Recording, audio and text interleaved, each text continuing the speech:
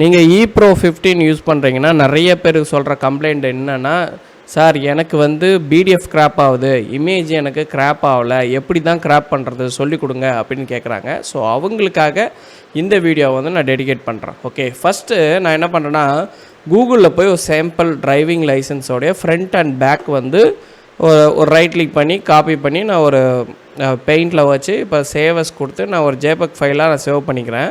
For example நான் டெஸ்க்டாப்பில் வந்து என்ன பண்ணுறேன்னா ஒரு ஜேபக் ஃபைல்ஸாக சேவ் பண்ணிக்கிறேன். டிரைவிங் லைசன்ஸ் அப்படின்னு, ஓகேங்களா, டிரைவிங் லைசன்ஸ்னு போட்டு சேவ் பண்ணிட்டேன்.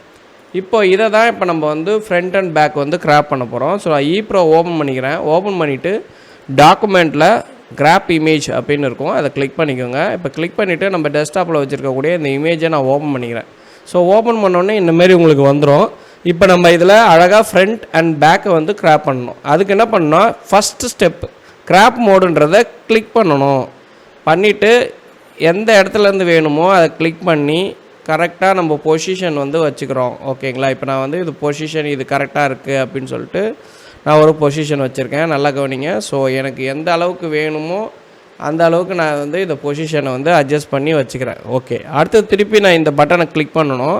அப்போ தான் பேக் மோடு வந்து எனபிள் ஆகும். இப்போ நான் திருப்பி நான் என்ன பண்ணுறேன்னா பேக்குக்கு ஒரு அளவு மெஷர்மெண்ட் வந்து நான் செட் பண்ணிக்கிறேன். ஸோ மூவ் பண்ணி நம்மளுக்கு எந்த சைஸ் வரையும் வேணுமோ அதை மட்டும் நம்ம வந்து கிளிக் பண்ணிக்கலாம். ஜூம் பண்ணி உங்களுக்கு எப்படி அட்ஜஸ்ட் வேணுமோ அப்படி பண்ணிக்கலாம். ரைட், இப்போ நான் ஃப்ரண்ட் அண்ட் பேக் வந்து இது பண்ணிட்டேன். இப்போ நீங்கள் வந்து ஏதாவது கலர் அப்ளை பண்ணுறதா இருந்தால் அப்ளை பண்ணிக்கலாம், பிரைட்னஸ் இன்க்ரீஸ் பண்ணிக்கலாம். இப்போ நான் பேக் கிராப்ன்றதையும் கிளிக் பண்ணிட்டேன்.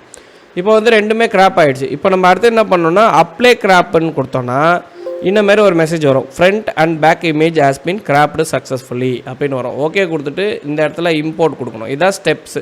இப்படி வச்சிங்கன்னா ஃப்ரண்ட் அண்ட் பேக் வந்து அழகாக உங்களுக்கு இமேஜ் கிராப் ஆகிடும். நிறைய பேர் என்ன நினைக்கிறாங்கன்னா, ஃபஸ்ட்டு ஒரே ஒரு ஃப்ரண்ட்டை மட்டும் கிராப் பண்ணிவிட்டு பேக்கு கிராப் பண்ணாமல் இம்போர்ட் பண்ண முடியுமான்னு நினைக்கிறாங்க. அப்படி பாசிபிள் இல்லை. அதனால் உங்களுக்கு இன்னொரு டைம் கூட நான் ட்ரை பண்ணி பார்க்குறேன், நீங்கள் ட்ரை பண்ணுற மிஸ்டேக் என்னென்னு. இப்போ நான் என்ன பண்ணுறேன், திருப்பி நான் இதை ஓப்பன் பண்ணிக்கிறேன். இப்போ வந்து கிராப் மோடை எனபிள் பண்ணிக்கிறேன். இப்போ நான் ஃப்ரண்ட்டை மட்டும் என்ன பண்ணுறேன், இப்படி கிராப் பண்ணிக்கிறேன். ஓகேவா, கிராப் பண்ணிவிட்டு அட்ஜஸ்ட் பண்ணி இப்படி வச்சுட்டேன். இப்போது நான் பிரைட்னஸ் இதெல்லாம் அட்ஜஸ்ட் பண்ணிவிட்டு அப்ளை கிராப்னு கொடுத்துட்டு இம்போர்ட் கொடுக்குறேன். இம்போர்ட் ஆகாது. ஏன்னா நம்ம வந்து ஃப்ரண்ட் அண்ட் பேக்குக்கு மட்டும்தான் இந்த செட்டிங் வச்சுருக்கோம். அதனால் நீங்கள் ஃப்ரண்ட் அண்ட் பேக் வந்து கரெக்டாக இருந்தால் மட்டும்தான் உங்களுக்கு வந்து கிராப் ஆகும். ஸோ இதில் இருக்கக்கூடிய eProவில் இருக்கக்கூடிய நிறைய முக்கியமான விஷயங்கள் ப்ரீவியஸ் வீடியோவில் சொல்லியிருக்கோம். குறிப்பாக சொல்லணும்னா கஸ்டம் பிடிஎஃப், அதாவது கஸ்டம் பிடிஎஃப் எப்படி மேக் பண்ணுறதுன்னு சொல்லியிருக்கோம். ஸோ அதை பார்த்துட்டு வந்து நீங்கள் பர்ச்சேஸ் இது பண்ணிக்கலாம். சாஃப்ட்வேர் நீங்கள் நியூ யூஸராக இருக்கீங்க அப்படின்னா நீங்கள் 750 பே பண்ணுவீங்க. ஏற்கனவே ePro 14 or 13 யூஸ் பண்ணியிருந்தீங்கன்னா நீங்கள் வந்து 350 பே பண்ணி நீங்கள் இது யூஸ் பண்ணிக்கலாம்.